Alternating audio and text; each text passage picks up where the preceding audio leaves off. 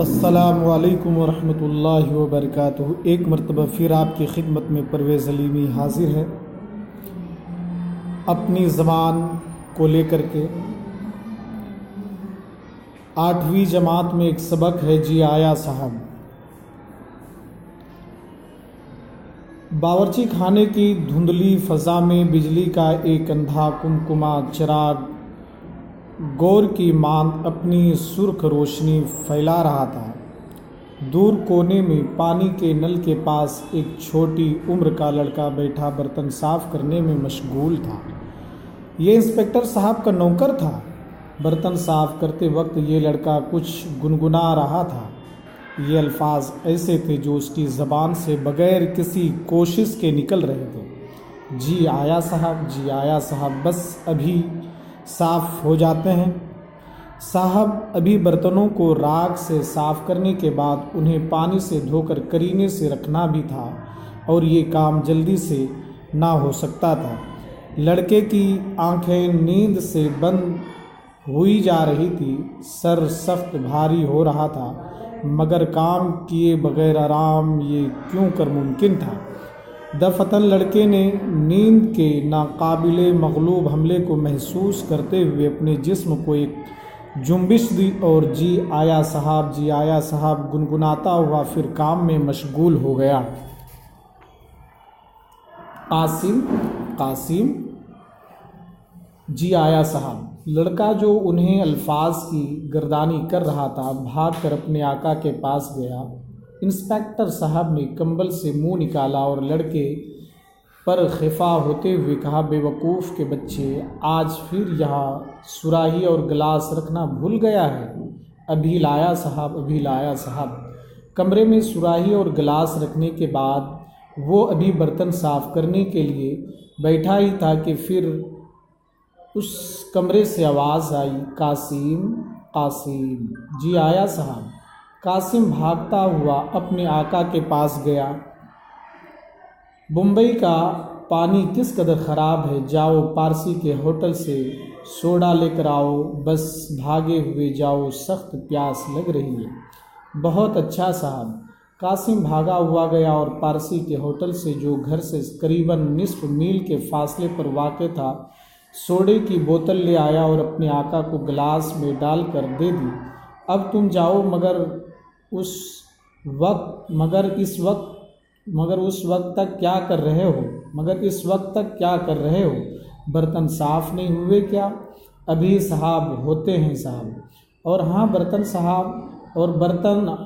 बर्तन साफ़ करने के बाद मेरे सियाह बूट को पॉलिश कर देना, मगर देखना एहतियात रहे चमड़े पर कोई खराश ना आए, वरना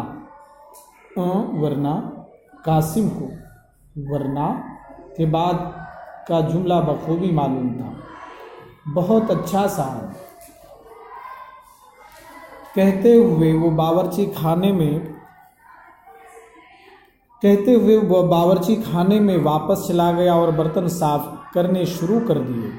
अब नींद उसकी आंखों में सिमटी चली आ रही थी, पलकें आपस में मिली जा रही थी, सर में शीशा उतर रहा था। ये ख्याल करते हुए साहब के बूट भी अभी पॉलिश करने हैं। कासिम ने अपने सर को ज़ोर से जुम्बिश दी और वही राग अलापना शुरू कर दिया, जी आया साहब, जी आया साहब। बूट अभी साफ़ हो जाते हैं साहब। मगर नींद का तूफ़ान हजार बंद बांधने पर भी ना रुका। अब उसे महसूस होने लगा कि नींद ज़रूर गलबा पाकर रहेगी, लेकिन अभी बर्तनों को धोकर उन्हें अपनी अपनी जगह पर रखना बाकी था। उस वक्त एक अजीब ख्याल उसके दिमाग में आया, भाड़ में जाए बर्तन और चूल्हे में जाएं बूट, क्यों ना थोड़ी देर उसी जगह पर सो जाऊं और फिर चंद लम्हात आराम के बाद उसके कान बूट बूट की आवाज़ से गूंज उठे। बहुत अच्छा साहब, बहुत अच्छा साहब, अभी पॉलिश करता हूँ। बड़बड़ाता हुआ कासिम बिस्तर पर से उठा, जैसे उसके आका ने अभी बूट रोगन करने के लिए हुक्म दिया है। अभी कासिम बूट का एक पैर भी अच्छी तरह पॉलिश करने ना पाया था कि नींद के गलबे ने उसे वहीं पर सुला दिया। सुबह जब इंस्पेक्टर साहब ने अपने नौकर को बाहर बरामदे में बूटों के पास सोया हुआ देखा तो उसे ठोकर मारकर जगाते हुए कहा, ये सूअर की तरह यहाँ बेहोश पड़ा है और मुझे ख्याल था कि उसने बूट साफ कर दिए होंगे। नमक हराम। अबे कासिम। जी आया साहब। कासिम के मुंह से इतना ही निकला था कि उसने अपने हाथ में बूट साफ करने का ब्रश देखा। फौरन ही उस मामले को समझते हुए उसने लरसती हुई आवाज़ में कहा, मैं सो गया था साहब, मगर बूट अभी पॉलिश होते हैं साहब। ये कहते हुए उसने जल्दी जल्दी बूट को ब्रश से रगड़ना शुरू कर दिया। कासिम। जी आया साहब। कासिम भागा हुआ नीचे आया और अपने आका के पास खड़ा हो गया। देखो, आज हमारे यहाँ मेहमान आएंगे, इसलिए बावर्ची खाने के तमाम बर्तन अच्छी तरह साफ कर रखना। फर्श भी धुला हुआ होना चाहिए। इसके अलावा तुम्हें मुलाकाती कमरे की तस्वीरों, मेज़ों और कुर्सियों को भी साफ करना होगा, समझे? मगर ख्याल रहे, मेरी मेज़ पर एक तेज़ धार चाकू पड़ा हुआ है, उसे मत छेड़ना। मैं अब दफ्तर जा रहा हूँ, मगर ये काम 2 घंटे से पहले हो जाना चाहिए। बहुत बेहतर साहब। इंस्पेक्टर साहब दफ्तर चले गए। कासिम बावर्ची खाना साफ करने में मशगूल हो गया। 1.5 घंटे की अनथक मेहनत के बाद उसने बावर्ची खाने के तमाम काम को ख़त्म कर दिया और हाथ पांव साफ करने के बाद झाड़न लेकर मुलाकाती कमरे में चला गया। अभी तमाम कमरा साफ करना था और वक्त बहुत कम रह गया था। चुनांचे कासिम ने जल्दी जल्दी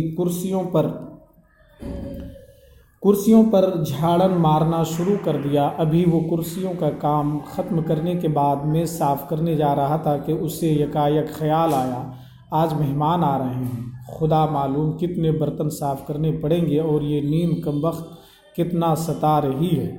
मुझसे तो कुछ भी ना हो सकेगा। ये सोचते वक्त वो मेज़ पर रखी हुई चीज़ों को पोंछ रहा था कि अचानक उसे कलमदान के पास एक खुला हुआ चाकू नजर आया। वही चाकू जिसके मुताल्लिक उसके आका ने कहा था कि बहुत तेज़ है। चाकू का देखना था कि उसकी ज़बान पर ये लफ्ज़ खुद ब खुद जारी हो गए, चाकू, तेज़ धार चाकू, यही तुम्हारी मुसीबत को ख़त्म कर सकता है। कुछ और सोचे बगैर कासिम ने तेज़ धार चाकू उठा, अपनी उंगली पर फेर लिया। अब वो शाम के वक्त बर्तन साफ़ करने की जहमत से बहुत दूर था और नींद प्यारी प्यारी अब उसे बाआसानी नसीब हो सकती थी। उंगली से खून की सुर्ख धार बह रही थी। सामने वाली दवात की सुर्ख रोशनाई से कहीं चमकीली। कासिम उस खून की धार को मुसर्रत भरी आंखों से देख रहा था और मुंह में ये गुनगुना रहा था, नींद नींद प्यारी नींद। थोड़ी देर के बाद वो भागा हुआ अपने आका की बीवी के पास गया, जो जनान खाने में बैठी सिलाई कर रही थी, और अपनी जख्मी उंगली दिखाकर कहने लगा, देखिए बीबी, अरे कासिम, ये तूने क्या किया?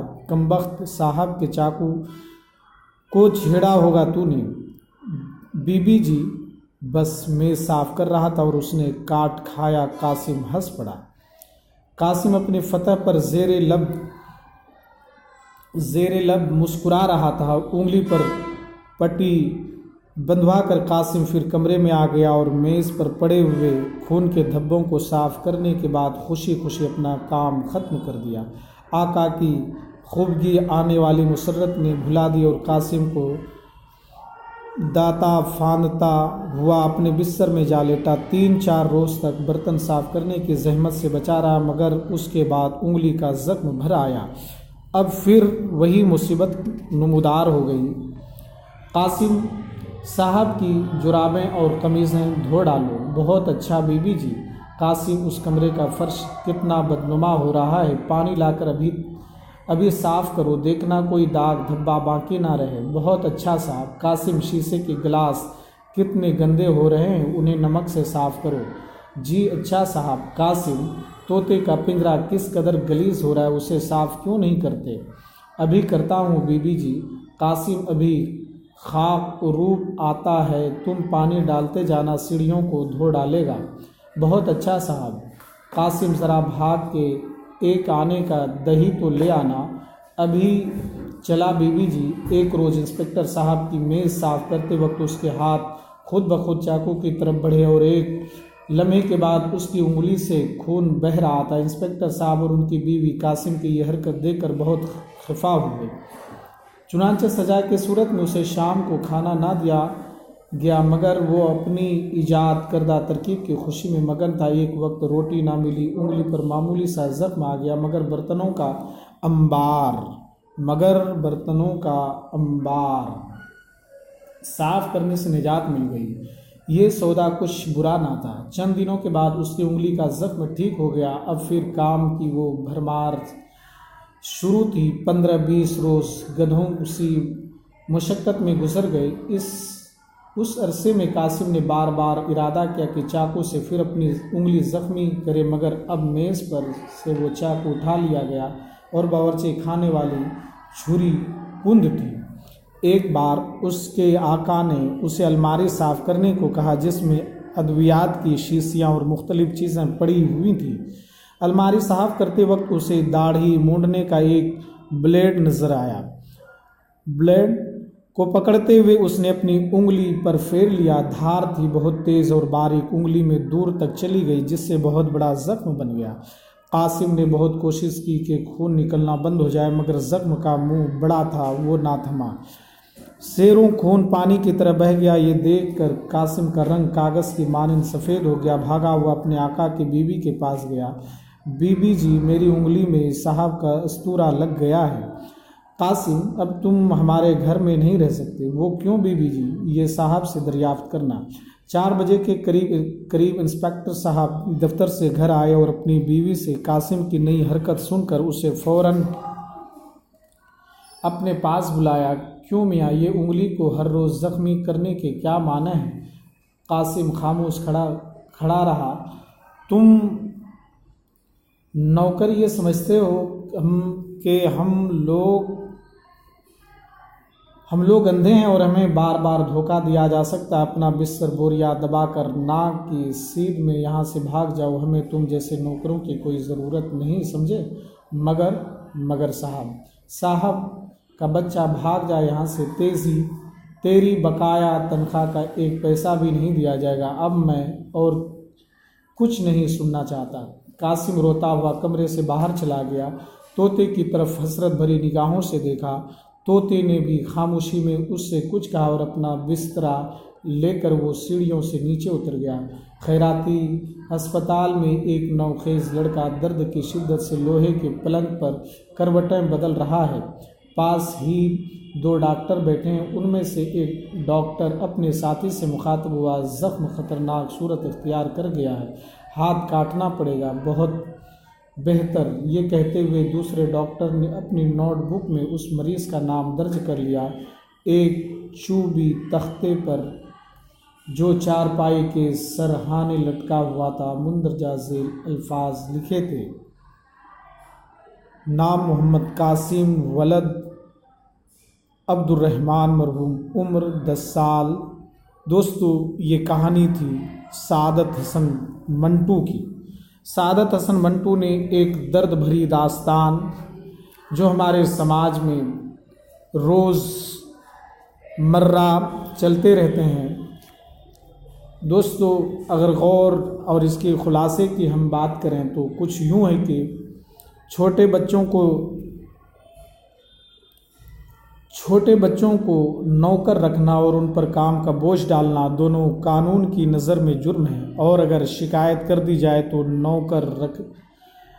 नौकर रखने वाले पर जुर्माना और सज़ा दोनों हो सकती है। काम की ज़्यादती ने ही कासिम को अपना हाथ ज़ख्मी करने पर मजबूर किया और बार बार ये अमल करने की वजह से उसकी नौकरी भी गई और डॉक्टर ने उसका हाथ काटने को ही उसके हक़ में बेहतर समझा। इस कहानी से ये नसीहत मिलती है कि बगैर सोचे समझे कोई ऐसा काम नहीं करना चाहिए जो जानलेवा साबित हो।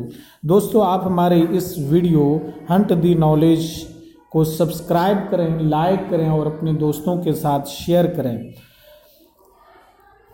ये तमाम कहानी आपको टेट, सीटेट, नेट, GRF में आपको काम आएंगे। अब दीजिए परवेज़ हलीमी को इजाज़त। अस्सलामु अलैकुम।